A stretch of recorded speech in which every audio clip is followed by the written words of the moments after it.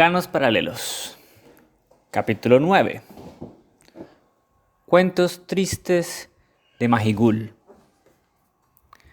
Cuando estoy en Majigul, un lugar pacífico hoy en día, pese a que tiene una sangrienta historia, me paso la mayor parte del tiempo en la Biblioteca Imperial. Muchos pensarán que es una cosa aburrida de hacer cuando se está en otro plano, o en cualquier lugar incluso.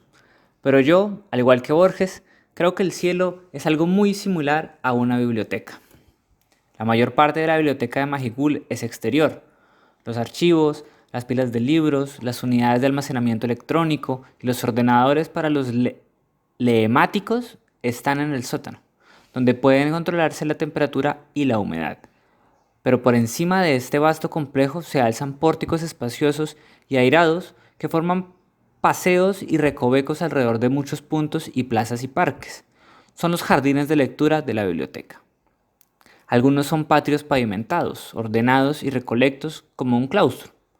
Otros son amplios parques con hondadas y pequeñas colinas, arboledas, grandes extensiones de césped abiertas y claros herbosos protegidos por setos con matas de flor. Todos son muy tranquilos. Nunca están abarrotados. Allí se puede hablar con un amigo o mantener una conversación en grupo. Suele haber algún poeta declamando aquí o allá, pero hay posibilidad de encontrar una soledad perfecta para aquellos la quieran.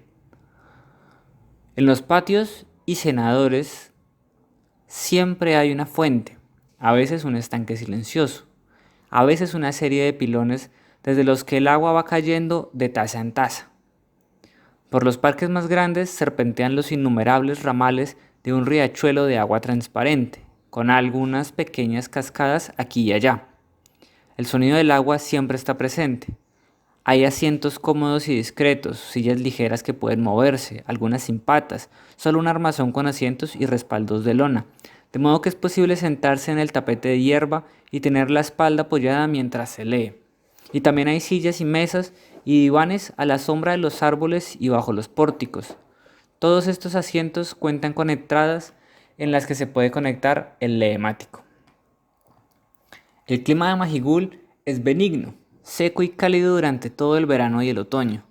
En primavera, durante la cual caen lluvias templadas y constantes, se tienden largos toldos de un pórtico a otro, de modo que es posible seguir al aire libre, oyendo el suave tamborileo de la lona sobre la cabeza, levantando la vista de la lectura para mirar los árboles y el cielo claro más allá del toldo, o bien aposentarse bajo los pórticos de piedra alrededor de un patio gris y tranquilo y ver la lluvia caer en el estanque central salpicado de lirios. El invierno suele ser brumoso. No se trata de una bruma fría, sino de una neblina a través de la cual la calidez del sol siempre está presente, convirtiendo la luz en algo parecido al color lechoso de un ópalo. La bruma suaviza las pendientes de los prados y los árboles altos y oscuros, otorgándoles una intimidad sosegada y misteriosa. Así pues, cuando estoy en Majigul, voy allí y saludo a los bibliotecarios, cultos y pacientes, y navego por la red hasta que encuentro una partícula interesante de historia o ficción. De historia normalmente, porque la historia de Majigul supera la ficción de muchos otros sitios. Es una historia triste y violenta, pero aún en un lugar tan dulce y balsámico como los jardines de lectura, parece a la vez posible y sensato abrir el corazón a la locura, el dolor y la pena. Estas son algunas de las historias que he leído sentada a la luz del sol de un otoño templado en la orilla herbosa de un arroyo o a la refrescante sombra de un pequeño patio silencioso y secreto en una cálida mañana de estío, en la biblioteca de Majigul. Daudou el Innombrable. Cuando Daudou, 50º emperador de la cuarta dinastía, subió al trono, muchas estatuas de su padre, Andou, y su abuelo, Doudi, se erguían en la capital y en las ciudades menores del reino. Daudou ordenó que todas fueran reesculpidas a su propia imagen, y así todas se convirtieron en estatuas de él. También hizo que se esculpieran incontables bustos con su cara. Miles de peones de las inmensas canteras y talleres trabajaron modelando figuras idealizadas del emperador Daudou. Y sucedió que las antiguas estatuas con rostros nuevos y las nuevas estatuas sumaban tantas que no había suficientes pedestales y plintios donde ponerlas, ni bastantes nichos donde colocarlas. Así que las pusieron en las aceras y rotondas, en los escalones de templos y edificios públicos, y en las plazas y rincones. Como el emperador continuó pagando a los escultores para que esculpieran estatuas, y las canteras siguieron produciéndolas, pronto hubo tantas como para empezar a colocarlas dispersas. Grupos y multitudes de daudos se fueron instalando aquí y allá, entre las gentes, atareadas con sus propios asuntos, de cada ciudad y pueblo del reino. Hasta las aldeas más pequeñas contaban con 10 o 12 estatuas de daudo plantadas en mitad de la calle mayor o bien en las callejuelas entre los cerdos y gallinas. Por la noche, el emperador se ponía a menudo una ropa austera y negra y salía del palacio por una puerta secreta. Los oficiales de la guardia lo seguían a una distancia prudencial para protegerlo durante esas excursiones nocturnas por la capital, que entonces se llamaba Daudodawa. Ellos y otros funcionarios del palacio fueron testigos de su comportamiento muchas veces. El emperador deambulaba por las calles y plazas de la capital y se iba parando delante de cada imagen o grupo de imágenes de sí mismo. A continuación, se mofaba en voz baja de las estatuas, insultándolos con un susurro y llamándolas cobardes, imbéciles, cornudas, impotentes, idiotas. A veces las escupía al pasar entre ellas. O si no veía a nadie en la plaza, se detenía y orinaba sobre la escultura, o en ocasiones en la tierra, para hacer barro y luego, tras cogerlo con la mano, frotar con él la cara de su propia imagen y la inscripción que pregonaba las glorias de su reino. Si al día siguiente un ciudadano informaba de que había visto una imagen del emperador profanada de esta manera, los guardias arrestaban a un nacional o extranjero, cualquiera que tuvieran a mano. Si no había nadie más, arrestaban al ciudadano que había informado del crimen. Lo acusaban de sacrilegio y lo torturaban hasta que muriese o confesase. Si confesaba, el emperador, en su calidad de juez divino, lo condenaba a morir en las siguientes ejecuciones masivas. Estas ejecuciones tenían lugar cada 40 días y eran contempladas por el emperador, sus sacerdotes y la corte. Dado que las víctimas eran estranguladas una a una, a garrote, la ceremonia solía durar varias horas. El emperador Dawodu reinó durante 37 años. Fue estrangulado en el retrete por su nieto Danda. Durante las guerras civiles que siguieron, fueron destruidas casi todas las miles de estatuas de Dawodu. Sin embargo, un grupo de ellas, instaladas delante del templo de una pequeña ciudad en las montañas, se conservó durante muchos siglos, adoradas por los lugareños como imágenes de los 9 guías benditos del mundo interior. La continua aplicación de aceite de esencia sobre las imágenes fue borrando los rostros por completo, reduciendo las cabezas a muñones sin rasgos, pero se conservó lo suficiente de las inscripciones como para que un estudioso de la séptima dinastía las identificase como pertenecientes a Dawodu el Innombrable.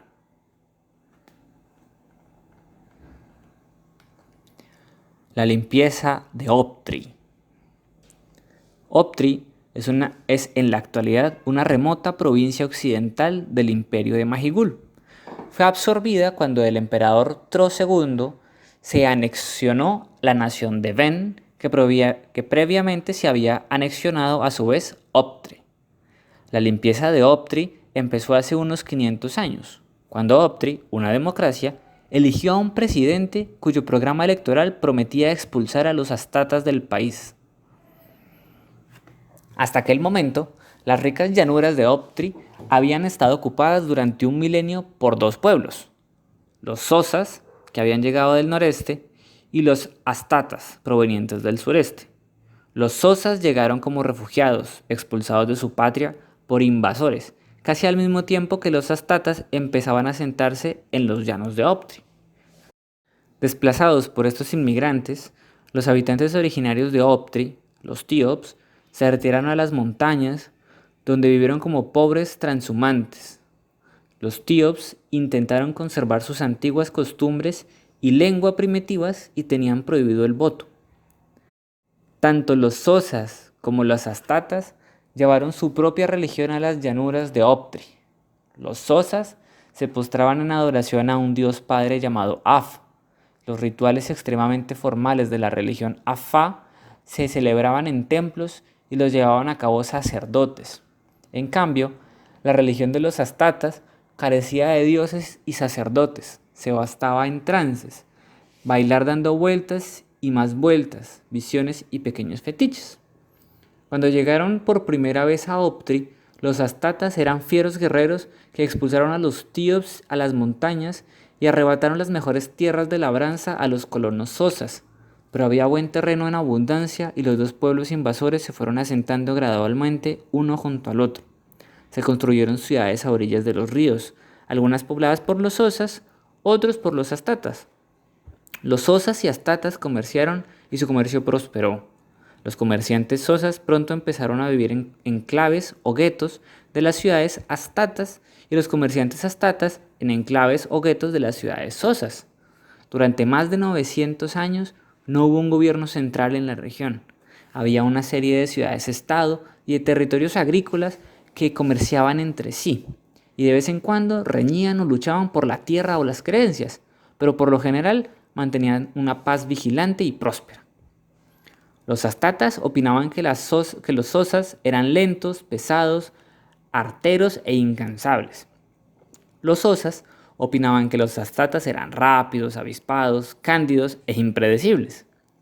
Los sosas aprendieron a tocar la música desenfrenada, quejumbrosa y anhelante de los astatas. Los astatas aprendieron a arar en círculo y a rotar cultivos como los sosas. No obstante, rara vez aprendían el lenguaje del otro, solo lo suficiente para comerciar y negociar, algunos insultos y algunas palabras de amor. Hijos de sosas e hijas de astatas se enamoraron perdidamente y huyeron rompiendo el corazón de las madres. Chicos astatas se fugaron con chicas sosas y las maldiciones de sus familias llenaron los cielos y ensombrecieron las calles tras ellos. Estos fugitivos iban a otras ciudades, donde vivían en enclaves afastatas y en guetos sosastas o hasta sosas, y criaban a sus hijos para que se postraran ante Af o dieran vueltas danzando ante los fetiches. Los afastasas hacían ambas cosas en diferentes días sagrados. Los sosastas bailaban dando vueltas y más vueltas al son de la música locada y quejumbrosa ante el altar de Af, y los astosasas se postraban ante pequeños fetiches.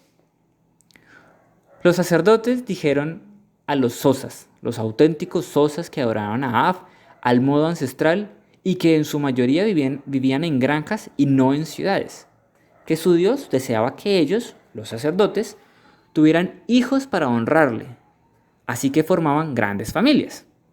Muchos sacerdotes contaban con 4 o 5 esposas y 20 o 30 hijos.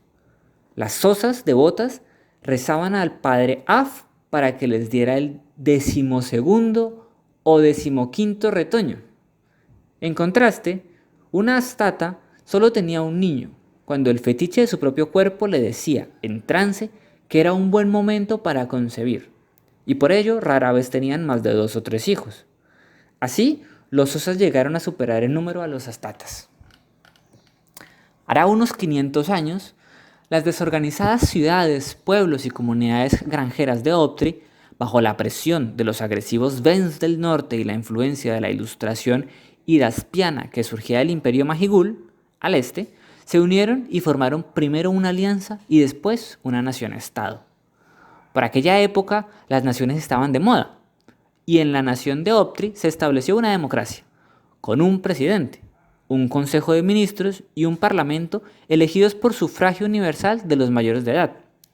El parlamento representaba proporcionalmente a las regiones rurales y urbanas y poblaciones étnico-religiosas, sosas, astatas, astafatas, sosastas y astososas.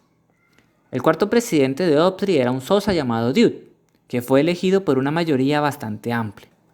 Aunque su campaña había ido haciéndose cada vez más radical contra los elementos ateos y extranjeros de la sociedad optriana, muchos astatas lo votaron. Querían un líder fuerte, decían. Querían un hombre que se levantara contra los Vens y restableciera la ley y el orden en las ciudades, que ahora sufría sobrepoblación y un mercantilismo desbocado. Diud puso a sus favoritos en los cargos clave del Consejo y Parlamento y consolidó su control de las Fuerzas Armadas, y en medio año empezó a aplicar su política. Ante todo, estableció un censo universal que obligaba a que todos los ciudadanos declarasen su confesión religiosa, sosa, sosata, ostasosa o infiel, y su linaje, sosa o no sosa.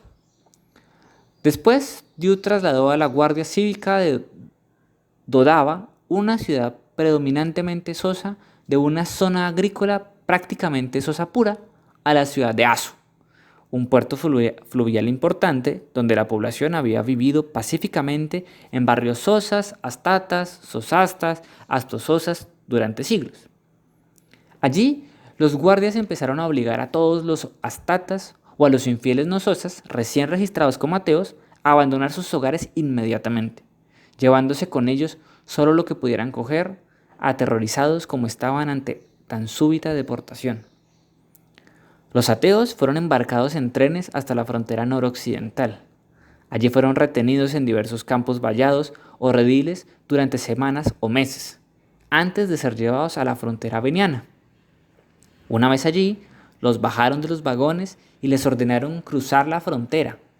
A la espalda tenían soldados armados, obedecieron. Pero también tenían soldados al frente, los guardias fronterizos Benz. La primera vez que pasó esto, los soldados Benz, creyendo que se enfrentaban a una invasión optriana, dispararon contra cientos de personas antes de darse cuenta de que casi todos los invasores eran niños o bebés, o viejos o embarazadas, que ninguno de ellos iba armado y que todos ellos estaban encogidos de miedo, arrastrándose, intentando huir, suplicando piedad. Algunos soldados Benz siguieron disparando igualmente, según el principio de que los optrianos eran enemigos. El presidente Diu prosiguió su campaña de redadas de ateos, ciudad por ciudad. Todos fueron llevados a regiones lejanas y hacinados en zonas valladas, llamadas centros de instrucción, donde se suponía que los iniciaban a la adoración de Af. En esos centros de instrucción se les proporcionaba poco refugio y aún menos comida. Gran parte de los internados morían en apenas un año. Muchos astatas pudieron huir antes de las redadas, dirigiéndose a la frontera y arriesgándose a la piedad discrecional de los Benz. Al terminar este primer mandato, el presidente Diu había limpiado la nación de 500.000 de astatas. Se presentó a la reelección basándose en este récord. Ningún candidato astata se atrevió a presentarse. Diu fue derrotado por un estrecho margen por el nuevo favorito de los votantes rurales Sosak, Ryu-Suk. El lema de la campaña de Ryu-Suk era Optri por Dios, y su objetivo en particular eran las comunidades sosastas de las ciudades y pueblos meridionales, cuya adoración mediante la danza era considerada especialmente maligna y sacrílega por los seguidores de Ryu-Suk. Sin embargo, un buen número de soldados de la provincia meridional eran sosastas y durante el primer año del mandato de Ryu-Suk se amotinaron. A ellos se unieron grupos de partisanos y guerrilleros astatas, que se escondieron en los bosques y ciudades del interior. El malestar y la violencia se propagaron y las facciones se multiplicaron. Secuestraron al presidente Ryu-Suk en la residencia estival a orilla de un lago. Al cabo de una semana, su cuerpo mutilado apareció en una cuenca. Le habían llenado la boca, orejas y nariz con fetiches astatas. Durante el caos consiguiente, un general astasosa, Odus, autoproclamado presidente en funciones, se hizo con el control de un gran grupo escindido del ejército y decretó la limpieza final de infieles ateos o idólatras, el término con el que pasó a definirse a astatas, sosastas, afastatas. Sus soldados mataron a todos los que fueran o se creyeran que fueran y se dijeran que fueran no sosas, acribillándolos allá donde los encontraran y dejando sus cuerpos para carroña. Los afastatas de la provincia noroccidental se levantaron en armas siguiendo a un líder muy capaz, Shamato, que había sido maestra de escuela. Sus guerrilleros, fieramente leales, defendieron 4 ciudades septentrionales y las regiones montañosas contra las fuerzas de Horus durante 7 años. Shammatu murió en una incursión a territorio Astasosa. Odas clausuró las universidades en cuanto subió al poder. Puso como maestros a sacerdotes afaníes, pero posteriormente, en la guerra civil, se cerraron todas las escuelas, ya que era el objetivo favorito de los francotiradores y de los que ponían bombas. No había rutas comerciales seguras, se cerraron las fronteras, cesó el comercio. A ello siguió la hambruna y las epidemias. Los sosas y los no sosas siguieron matándose entre ellos. Los Vens invadieron la provincia septentrional en el 6º año de la guerra civil. Apenas encontraron resistencia, ya que todos los hombres y mujeres no discapacitados habían muerto o luchaban contra sus vecinos. El ejército Ven entró como un aluvión en Optri, barriendo las bolsas de resistencia. La región fue anexionada a la nación de Ven y fue una provincia tributaria durante 2 siglos siguientes. Los Vens, desdeñosos de todas las regiones optrianas, obligaron a la adoración pública de su deidad, la gran madre de las tetas. Los sosas, los astasosas y asostatas aprendieron a postrarse ante grandes efigies mamarias y a los pocos astatas y afastatas que quedaban aprendieron a bailar en círculos alrededor de pequeños fetiches como tetas. Solo los Tiop, allá lejos, en las montañas, siguieron siendo muy parecidos a lo que siempre habían sido, unos pobres, transhumantes, sin una religión digna por la que luchar. El autor anónimo del gran poema místico La Ascensión, una obra que ha hecho famosa a la provincia de Optri en más de un aspecto, era un Tiop. El perro negro. 2 tribus del gran bosque Yeye eran enemigas tradicionalmente. A medida que un chico de los Hoa o de los Farim crecía, a duras penas podía esperar para que se le concediera el honor de ser escogido para una incursión, el signo y reconocimiento de su hombría. Casi todas las incursiones se encontraban con la oposición de una partida de guerra de la tribu contraria y los combates se libraban en los campos de batalla tradicionales, los claros de los cerros boscosos y los valles fluviales donde vivían los Hoa y los Farim. Tras una enconada lucha, cuando 6 o 7 hombres habían caído muertos o heridos, los caudillos de ambos bandos se adjudicaban simultáneamente la victoria. Los guerreros de cada tribu regresaban a casa, llevándose a sus muertos y heridos, y bailaban la danza de la victoria. Recostaban a los guerreros sin vida para que las contemplaran antes de ser enterrados. De vez en cuando, por algún error en las comunicaciones, no salía ninguna partida de guerreros a plantar cara a los incursores, así que estos se veían obligados a entrar en la aldea enemiga y matar a los hombres y llevarse a mujeres y niños como esclavos. Era una tarea muy poco agradable y solía comportar la muerte de mujeres, niños y ancianos de la aldea, así como la pérdida de muchos individuos de la partida de guerra. En general, se consideraba mucho más satisfactorio que los atacados supieran que los atacantes iban a llegar para que la lucha y las muertes pudieran llevarse a cabo adecuadamente en un campo de batalla y no se les fuera de las manos. Los Oa y los Farim no tenían animales domésticos, excepto pequeños perros, similares a los terrier, para mantener las chozas y graneros libres de ratones. Sus armas eran espadas cortas de bronce y lanzas largas de madera, y llevaban escudos de piel. Al igual que Ulises, usaban arco y flecha para el deporte y la caza, pero no para la batalla. Plantaban cereales y tubérculos en los claros y trasladaban la aldea a los nuevos terrenos de plantación cada 5 o 6 años. Las mujeres y chicas se encargaban de la labranza, recolección, preparación de la comida, el traslado de la vivienda y otros trabajos a los que no se llamaba trabajo, sino lo que hacen las mujeres. Las mujeres también se encargaban de la pesca. Los chicos atrapaban conejos y ratas del bosque. Los hombres cazaban cervatillos ruanos de la floresta y los ancianos decidían cuándo era tiempo de sembrar, cuándo había que trasladar la aldea y cuándo era el momento de hacer una incursión contra el enemigo. Morían tantos jóvenes en las incursiones que no quedaban muchos ancianos para debatir sobre tales cuestiones. Y si no se ponían de acuerdo sobre la siembra o el traslado, siempre podían pactar, ordenar una incursión. Desde el principio de los tiempos, las cosas habían sido así, con 1 o 2 incursiones al año y ambos bandos celebrando la victoria. El rumor de una incursión solía correr con mucha antelación, y la partida incursora entonaba cánticos de guerra bien alto mientras marchaba.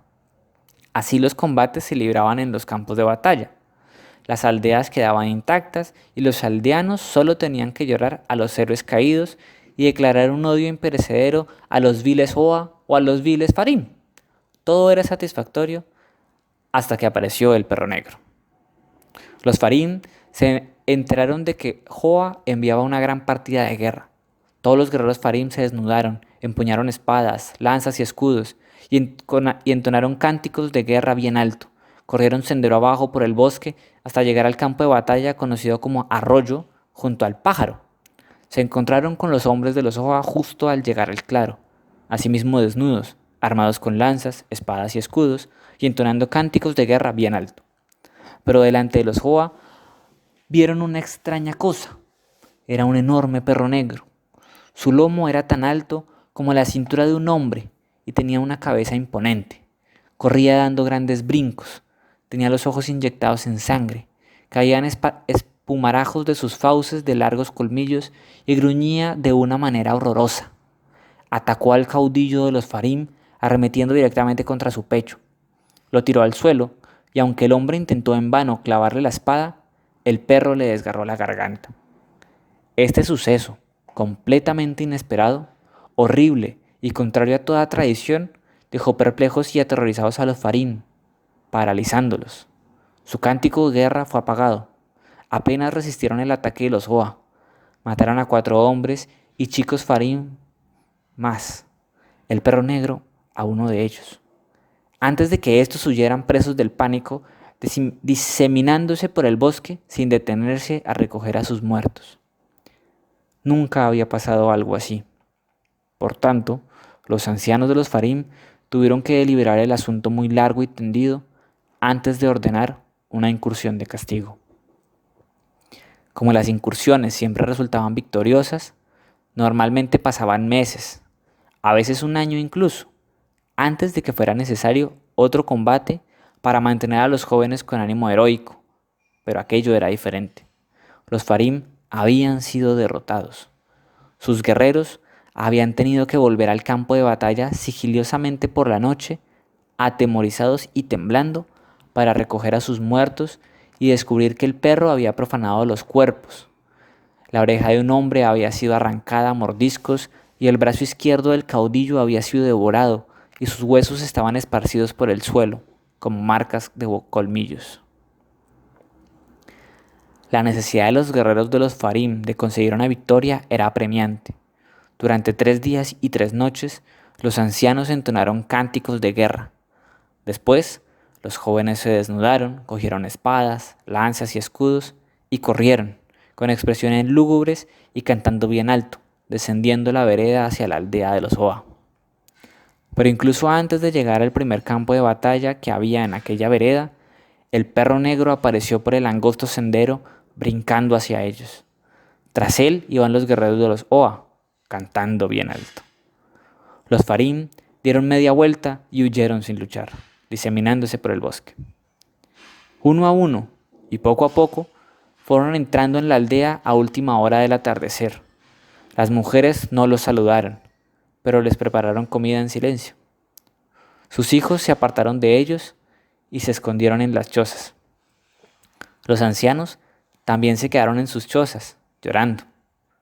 Los guerreros se acostaron en la soledad de sus vasijas y lloraron también. Las mujeres hablaron entre sí a la luz de las estrellas junto a los secaderos. Van a convertirnos a todos en esclavos, dijeron. Esclavos de los viles Oa. Nuestros hijos eran esclavos. Sin embargo, no hubo ninguna incursión de los Oa al día siguiente, ni al otro. La espera se hacía muy difícil. Los ancianos y jóvenes hablaron. Juntos decidieron que debían atacar a los Oa y matar al perro negro, aunque murieran en el intento. Entonaron cánticos de guerra durante toda la noche. De madrugada, con expresión lúgubre y sin cantar, todos los guerreros de los Farim partieron por la senda más estrecha hacia Oa. No corrían, caminaban a paso ligero. Miraban y miraban hacia adelante, camino abajo, a la espera de que apareciera el perro negro con sus ojos rojos y fauces desmesuradas y colmillos relucientes. Lo buscaban con pavor. Y apareció, pero no brincaba hacia ellos gruñendo y ladrando. Salió de los árboles al sendero y se quedó allí quieto un momento, devolviéndoles la mirada en silencio, con lo que parecía una sonrisa en su terrible boca. Luego echó a trotar por delante de ellos. «Está huyendo de nosotros», gritó Ahu. «Nos está guiando», dijo Yu, el caudillo. «Guiándonos a la muerte», dijo el joven Gim. «A la victoria», gritó Yu, y echó a correr enarbolando la lanza. Habían entrado en la aldea Hoa antes de que los Hoa se dieran cuenta de que se trataba de una incursión, y corrieron a luchar con los Farim tal como estaban, vestidos, cogidos de improviso, desarmados. El perro negro saltó sobre el Hoa que iba en cabeza, lo tiró de espaldas y empezó a desgarrarle el rostro y la garganta. Los niños y mujeres de la aldea gritaban, algunos huyeron, algunos agarraron palos e intentaron atacar a los atacantes. Todo era confusión, pero todos ellos huyeron cuando el perro negro dejó a su víctima y se abalanzó contra los aldeanos. Los guerreros de los Farim siguieron al perro negro por el interior de la aldea. Allí mataron a varios hombres y atraparon a 2 mujeres, todo en un instante. Entonces Yu gritó «¡Victoria!» y todos sus guerreros gritaron «¡Victoria!»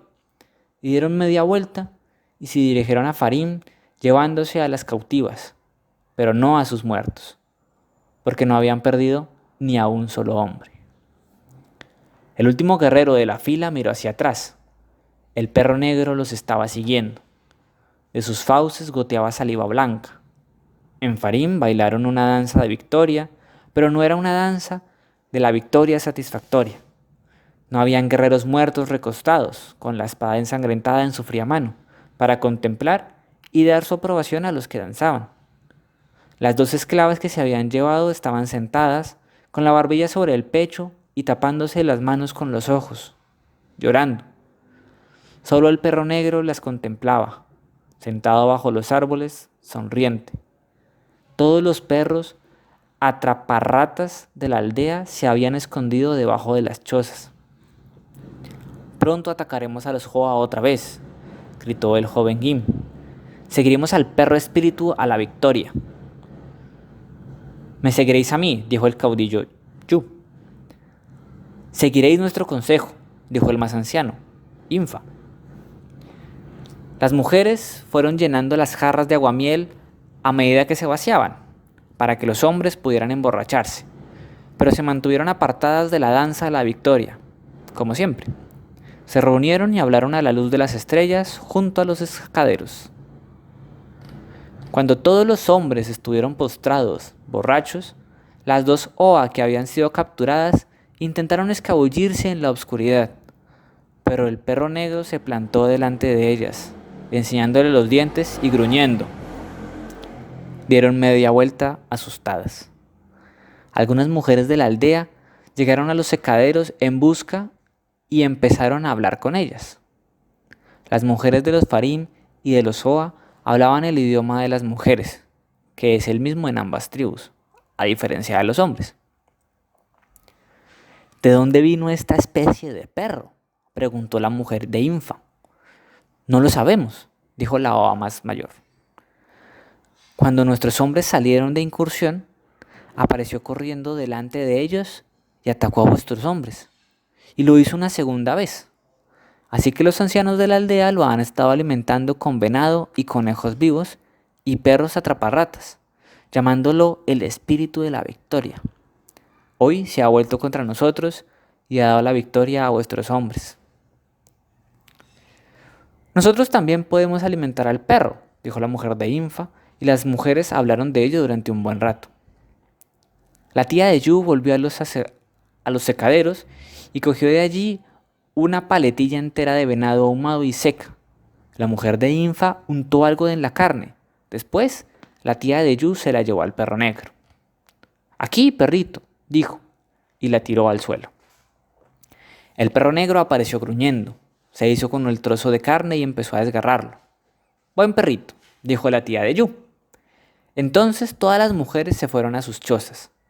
La tía de Yu se llevó a las cautivas a la suya y les dio esterillas para dormir y cobertores. Por la mañana, los guerreros de Farín se despertaron, el cuerpo y la cabeza doloridos. Vieron y oyeron a los niños de la aldea, todos en grupo, parroteando como pajarillos. ¿Qué miraban? El cuerpo del perro negro, duro y rígido, había sido atravesado una y otra vez por un centenar de arpones. «Esto lo han hecho las mujeres», dijeron los guerreros. «Con carne envenenada y arpones», dijo la tía de Yu. «No os dijimos que lo hicierais», dijeron los ancianos. «No obstante», dijo la mujer de Infa, «hecho está». A partir de entonces, como siempre, los Farim atacaron a los Joa y los Joa atacaron a los Farim a intervalos regulares, y luchaban hasta la muerte en sus campos de batalla de costumbre, y llegaban a casa victoriosos con sus muertos, que contemplaban a los guerreros bailar la danza de la victoria y se daban por satisfechos. La guerra por el alón. En la antigüedad, en Majigul, dos ciudades-estado, Meyún y Huy, rivalizaban en el comercio y el aprendizaje y las artes, y también reñían continuamente por la frontera entre sus pastos. El mito fundacional de Meyún decía así: la diosa Tar, tras una noche especialmente placentera con un joven mortal, un pastor de vacas llamado Mei, le dio un manto azul cuajado de estrellas y le dijo que cuando lo extendiera, todo el terreno que éste cubriera se convertiría en el emplazamiento de una gran ciudad, de la cual sería el señor. A Mei le parecía que su ciudad sería bastante pequeña, como mucho 1,5 metros de largo y apenas 1 de ancho, pero eligió un buen trozo de los pastos de su padre y extendió el manto de la diosa sobre la hierba. Y entonces contempló cómo el manto se extendía, y cuanto más lo desplegaba, más le quedaba por desplegar, hasta que llegó a cubrir por completo las colinas que habían entre dos arroyos, el pequeño Unón y el gran Alón. Cuando tuvo señalado el límite, el manto cuajado de estrellas volvió de nuevo con su propietaria. Mei, que era un pastor de vacas muy emprendedor, puso la ciudad en marcha y la gobernó larga y buenamente, y aún tras su muerte, ésta continuó prosperando. En cuanto a Huy, su mito era este: una doncella llamada Hu se quedó dormida en las tierras de labranza de su padre una cálida noche de estío. El dios Bult bajó la mirada, la vio y más o menos automáticamente la violó.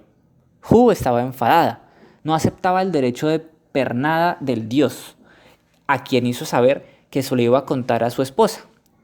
Para aplacarla, el dios le dijo que ella le daría un centenar de hijos, quienes fundarían una gran ciudad en el punto mismo donde ella había perdido la virginidad. Al descubrir que estaba más embarazada de lo que parecía posible, Hu se enfadó más que nunca y se fue directa a la mujer de Bult, la diosa Tarf. Tarf no podía deshacer lo que había hecho Bult, pero sí podía cambiar un poco las cosas. A su debido tiempo, Hu dio a luz a un centenar de hijas. Estas se convirtieron en unas jovencitas muy emprendedoras, que fundaron una ciudad en la granja de su abuelo materno y la gobernaron larga y buenamente, y aún tras su muerte, ésta continuó prosperando.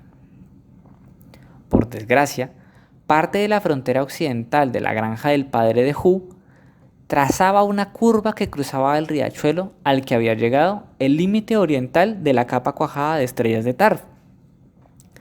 Tras una generación de disputas sobre quién era el propietario de esa media luna de tierra, que apenas alcanzaba 1 kilómetro al oeste del arroyo, los descendientes de Mei y Hu presentaron sus demandas al origen de estas, la diosa Tarf y su esposo Bult.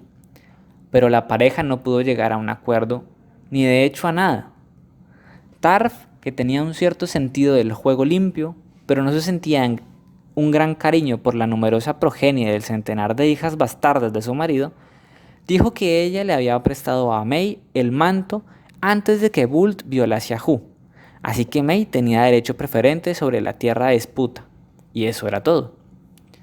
Bult consultó a algunas de sus nietas, que señalaron que aquella parte de tierra al oeste del río había formado parte de la granja de la familia de Hu desde al menos un siglo antes de que Tarf le prestara el manto a May. Sin duda, dijeron las nietas, la pequeña intromisión del manto en la tierra del padre de Hu había sido un mero descuido, que la ciudad de Hui estaría dispuesta a pasar por alto, suponiendo que la ciudad de Meyun pagase una pequeña compensación de 60 bueyes y 10 tubes de oro. Uno de los tubes de oro se majaría para convertirlo en pan de oro y recubrir el altar del templo del poderoso Bult en la ciudad de Hui. Y con ello se terminaría todo. Tarf no consultó con nadie. Dijo que cuando había dicho que las tierras de la ciudad serían todas las que cubriese el manto, se refería exactamente a eso, ni más ni menos. Si la gente de Meyun quería recubrir el altar de Tarf de las estrellas con pan de oro, cosa que ya habían hecho, estaría bien, pero que no tendría efecto en su decisión, que se basaba en un hecho inmutable y estaba inspirada por la justicia divina. En ese momento, las dos ciudades se levantaron en armas y desde entonces en adelante ni Bult ni Tarf desempeñaron ningún papel en los acontecimientos, al menos que se sepa, aunque fueron constante y fervientemente invocados por los descendientes y devotos de Meyun y Hui. Durante el siguiente par de generaciones, la disputa se puso al rojo vivo, algunas veces estallando en incursiones armadas de Hui, cruzando el arroyo hasta la tierra que reclamaban en su ribera occidental. Algo más de 2,5 kilómetros del torrente estaban en litigio. El Alon medía unos 20 metros en su parte más ancha y medio metro en otras. Había unas cuantas buenas charcas de truchas en el extremo norte del confín disputado. Las incursiones de Hui siempre se topaban con la feroz resistencia de Meyun. Cada vez que los huyanos conseguían hacerse con una porción del terreno al oeste del Alon, levantaban un muro alrededor de este con forma de semicírculo que entraba y salía del arroyo. Los hombres de Meyun reunían entonces sus fuerzas, arremetían contra la muralla, expulsaban a los huyanos de la otra orilla del Alon, derribaban la muralla huyana y erigían una muralla propia que recorría la margen oriental del arroyo durante unos 2,5 kilómetros. Pero esa era la parte del arroyo en que los pastores huyanos acostumbraban a llevar a beber a sus ganados. Así que inmediatamente estos empezaban a derribar la muralla meyuyana. Los arqueros de Meyun les disparaban, dando a veces a un hombre y a veces a una vaca. La sangre de Hui hervía aún más, y la otra incursión irrumpía desde las puertas de la ciudad y retomaba la tierra al oeste del Alon. A continuación intervenían mediadores. El Consejo de Padres de Meyun se reunía en conclave, el Consejo de Madres de Hui se reunía en conclave y ordenaban a los combatientes que se retirasen. Se enviaban emisarios y diplomáticos, arriba y abajo, cruzando el Alon, que intentaban llegar a un acuerdo y fracasaban. O a veces lo conseguían, pero entonces un pastor de vacas de Hui hacía cruzar a su ganado por el arroyo hasta los ricos pastos, donde desde tiempos inmemoriales habían pastado, y los pastores de Meyun rodeaban a los rebaños intrusos y se los llevaban a los rediles cercanos de su ciudad. El pastor de Hui volvía entonces corriendo a casa, jurando hacer caer la cólera de Bult sobre los ladrones y recuperar su ganado. O dos pescadores que pescaban en las tranquilas charcas de Alon, por encima del paso del ganado, disputaban por las charcas en que estaban pescando y volvían a toda prisa a sus respectivas ciudades, prometiendo que mantendrían a raya a los pescadores furtivos, y de este modo todo volvía a empezar. En esas circunstancias no murió mucha gente, pero aún así iban causando una mortalidad bastante constante entre los hombres jóvenes de ambas ciudades.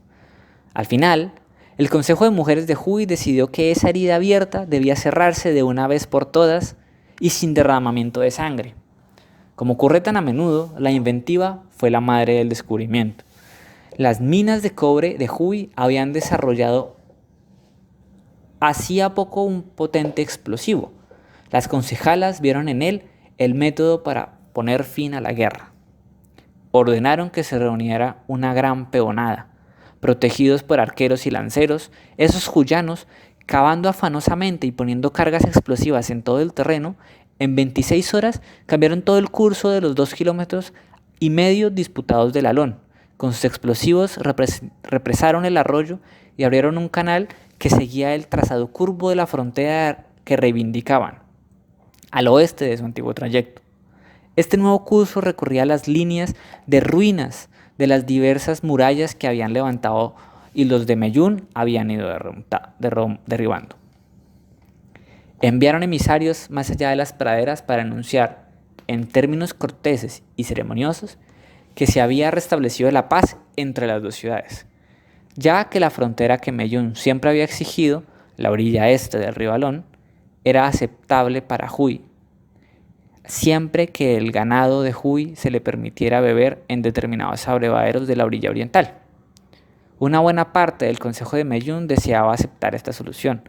Sabían perfectamente que las astutas mujeres de Huy les estaban privando de su propiedad, pero era solo una porción de pastos que no llevaba a los 3 kilómetros de largo ni al kilómetro de ancho, y sus derechos de pesca sobre las charcas de Alón ya no estaban en cuestión.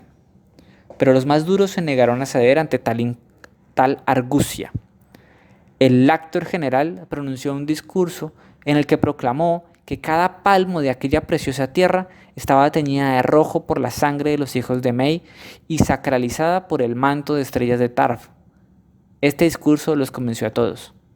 Mellún aún no había inventado explosivos muy eficaces, pero es más fácil devolver un arroyo a su cauce natural que obligarlo a seguir uno artificial. Una peonada de ciudadanos salvajemente entusiastas, cavando afanosamente, protegidos por arqueros y lanceros, devolvieron el Alón a su lecho en el transcurso de una sola noche.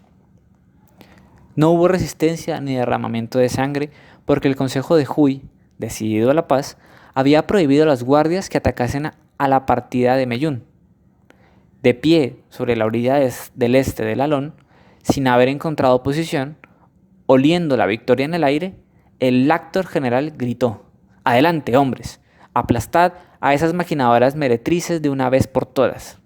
Y con un grito, según cuenta la cronista, todos los arqueros y lanceros del Mellún, seguidos por muchos ciudadanos que habían ido a ayudar a devolver el río a su curso, cruzaron el escaso kilómetro de pradera hacia las murallas de Huy. Irrumpieron en la ciudad, pero la guardia de ésta los estaba esperando, al igual que los ciudadanos, que lucharon como tigres para defender sus hogares. Cuando, tras de una hora de sangrienta batalla, el lector general murió, derribado por una mantequera de 20 litros de un ama de casa enfurecida que le lanzó a la cabeza desde una ventana. Las fuerzas de Mellún se retiraron en desbandada hasta el Alón. Allí se reagruparon y defendieron el arroyo con bravura, hasta que cayó la noche, cuando se vieron obligados a replegarse, cruzándolo y a refugiarse tras las murallas de su propia ciudad. Los guardias y ciudadanos de Huy no intentaron entrar a Mellún, sino que regresaron y pusieron explosivos y cavaron toda la noche para devolver el Alón otra vez a su nuevo curso de derivación hacia el oeste. Dada la naturaleza altamente contagiosa de la tecnología de destrucción, era inevitable que Mellún descubriera cómo fabricar explosivos tan potentes como los de su adversaria. Lo que quizá era más inusual es que ninguna ciudad optó por usarlos como armas. En cuanto Mellún obtuvo los explosivos, su ejército, liderado por un hombre con el recién creado grado de general zapador, hizo una incursión y voló la presa que cerraba el antiguo lecho de Alun. El río recobró rápidamente su antiguo curso y discurrió de regreso a Mellún. A las órdenes del nuevo ingeniero supremo, nombrado por las decepcionadas y vengativas concejalas de Huy, los guardias partieron y llevaron a cabo una compleja voladura que, bloqueando el antiguo curso y haciendo más hondo el nuevo cauce, logró que el Alón fluyera felizmente otra vez por este último. En lo sucesivo, el territorialismo de las dos ciudades-estado se expresó casi por entero mediante explosiones. Aunque muchos ciudadanos y soldados y muchísimas vacas murieron, a que las mejoras tecnológicas habían ido llevando agentes de destrucción tan potentes que podían volar cantidades de tierra cada vez mayores. Estas cargas nunca fueron utilizadas como minas con la intención de matar. Su único propósito era conseguir el gran objetivo de Meyún y Huy, cambiar el curso del río. Durante cerca de 100 años, las dos ciudades-estado dedicaron la mayor parte de sus energías y recursos a este propósito. Al final del siglo, el paisaje de la región se había visto enormemente e indefectiblemente alterado. Las praderas antaño verdes se habían ido hundiendo lentamente en las orillas enfangadas del pequeño Alón, con sus charcas de truchas, sus estrechos rocosos, sus lugares de agua embarrada y pasos para el ganado en los que las vacas se quedaban dormidas de pie con las frías aguas llenándoles hasta la altura de las ubres. En lugar de eso, había ya un cañón, una enorme cima de 800 metros de lado a lado y casi 600 metros de hondo. Sus paredes salientes eran de pura tierra y roca fragmentada. Nada podía crecer en ellas. Aunque no hubiera estado ya desestabilizadas por las repetidas explosiones, igualmente habría ido erosionándose con las lluvias invernales, desmoronándose en continuas avalanchas de roca y desprendimientos de tierra que bloqueaban el curso del parduzco torrente encenagado que corría por el fondo, obligándole para discurrir a socavar las paredes del otro lado, causando así nuevos deslizamientos y erosión, lo cual iba ampliando y hundiendo el cañón cada vez más. Las ciudades de Meyún y de Huy distaban ahora menos de un centenar de metros del precipicio, a un lado y a otro del abismo, el mismo que se había comido sus tierras de pasto, los campos, el ganado y todos los tubes de oro. Los habitantes de uno y otro lugar se desafiaban. El río y las tierras en litigio estaban ya en lo más profundo de aquel erial de fango y rocas, y nada iba a obtenerse de remover de nuevo la cuestión, pero la costumbre es poderosa. La guerra no concluyó hasta la terrible noche en que, en un súbito y monstruoso instante, media ciudad de Meyún se estremeció, se inclinó y se deslizó por el gran cañón del Alón. No había sido el supremo ingeniero de Huy quien había colocado las cargas que habían desestabilizado la pared este del cañón, sino un general zapador de Meyún. Pero para los aterrorizados y destrozados habitantes de Meyún, la culpa del desastre no era de ellos sino de Huy. Si Huy no hubiera existido, el general zapador no habría tenido que colocar las cargas. Pero muchos ciudadanos de Huy corrieron hacia el Alón y lo siguieron en dirección norte o sur, donde el cañón se había hundido, para ayudar a quienes habían sobrevivido al corrimiento de tierras que había sepultado la mitad de las casas de Meyún y a sus habitantes. Su generosidad sincera no fue baladí. Se declaró una tregua que se consolidó hasta desembocar en la paz. Desde entonces, la rivalidad entre Meyún y Huy ha sido acérrima, pero no explosiva. Sin ganado ni pasto, ahora viven de los turistas. Suspendido en el borde occidental del Gran Cañón, lo que queda de Meyún tiene la ventaja de ser el paraje agraste y pintoresco que atrae a centenares de visitantes cada año. Pero la mayoría de ellos se hospedan en Huy, donde la comida es mejor, y se halla a escasa distancia del borde oriental, cuyas vistas del cañón y a las ruinas semisepultadas de la vieja Meyún son de una belleza extraordinaria.